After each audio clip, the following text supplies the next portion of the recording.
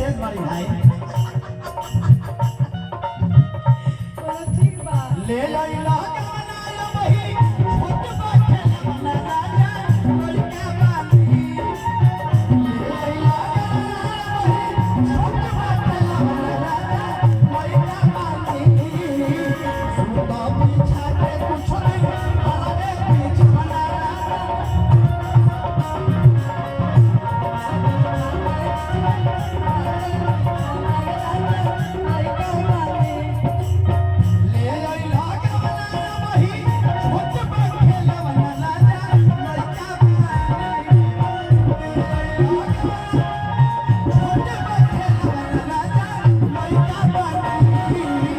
सुबह पीछा के कुछ नहीं हमारे पीछे बना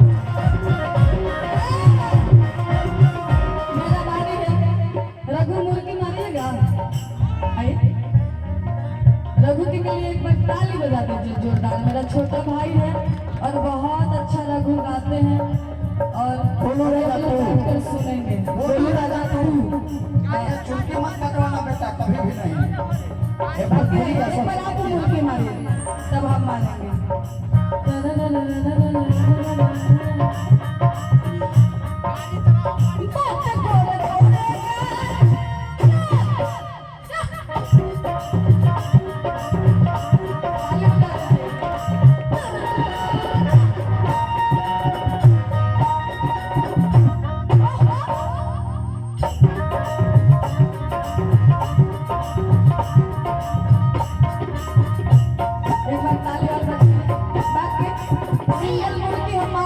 उसके बाद में हम रघु दोनों आदमी मिलकर मारेंगे। कैमरा वाले भाई आप लोग का फरमाइश।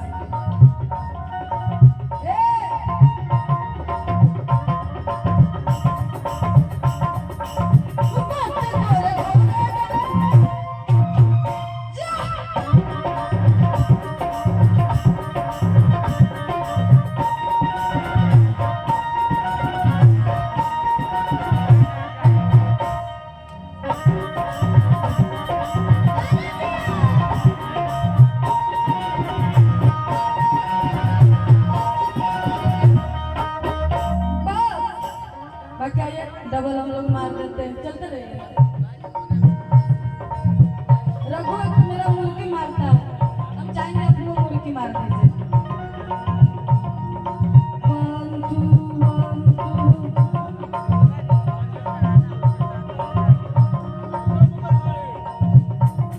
बहुत बहुत धन्यवाद। आइए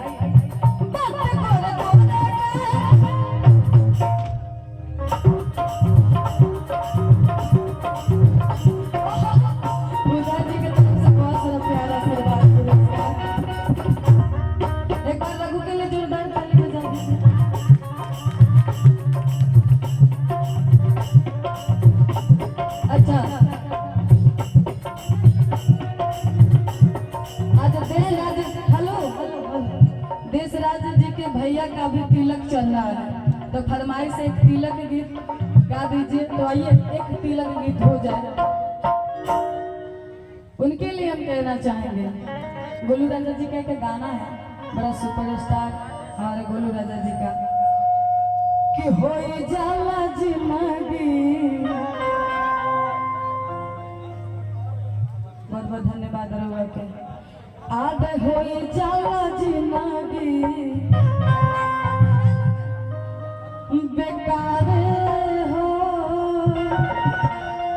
दिलवा टूटा लेके जाना। बाकी यही पर कहेगा कि अंगना के नामावा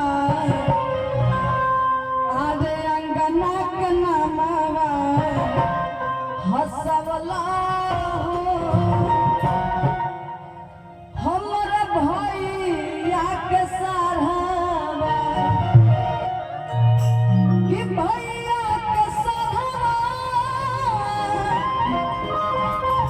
हमर भैया के हितावा।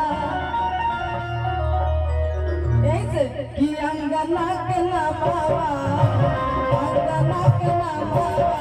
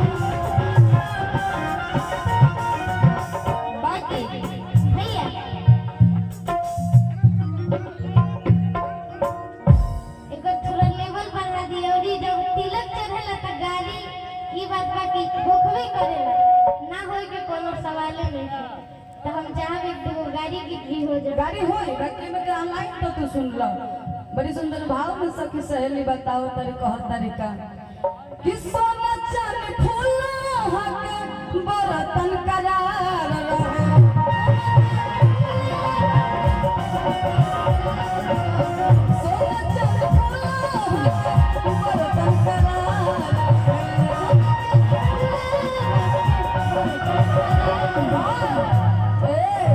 तिलक पपीतारा तिलक पपीतारा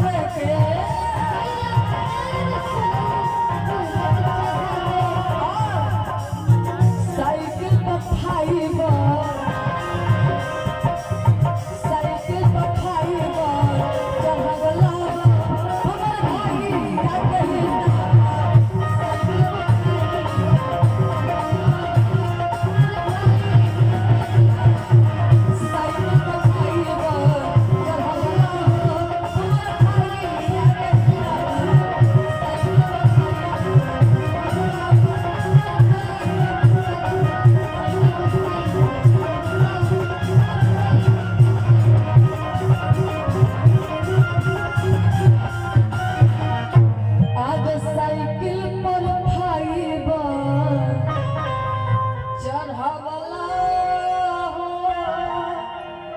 हमर भैया के संग हम चाहेंगे रघु आप गाइए और हाँ बाकी हम चाहब आदित्य दीदी हमारा साथी रही रौरे खातिर कहब